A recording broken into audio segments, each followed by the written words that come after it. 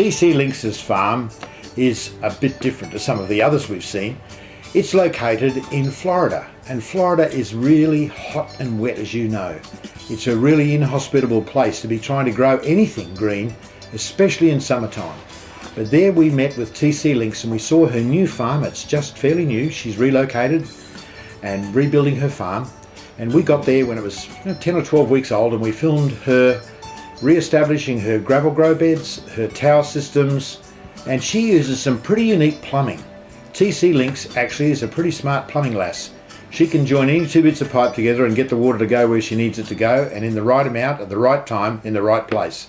Now that's something else. Flow right now from one side of the diversion valve. So that's your expansion one? Yeah, and then this other one that's right under you is the drain from our gravel beds we have hooked up already. Fantastic. There's another pipe you can't see that's coming from some constant flood beds over there. Okay.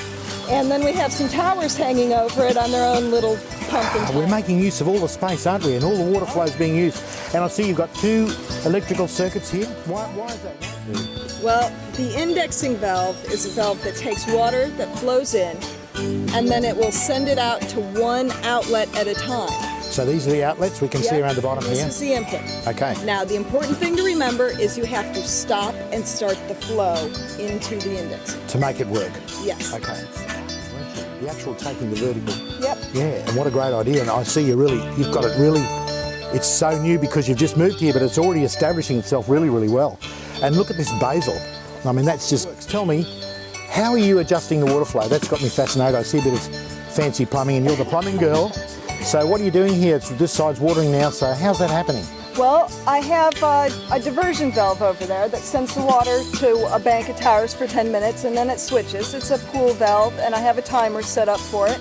And then at the top, I have a water bottle and my little special cap there to spray the water without clogging as much. Okay, so that's for aeration? Down.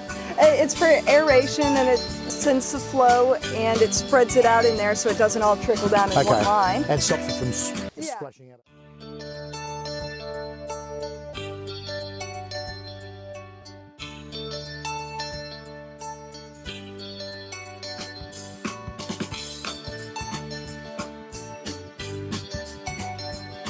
TCLynx doing aquaponics in a very hot, humid place and doing it very well.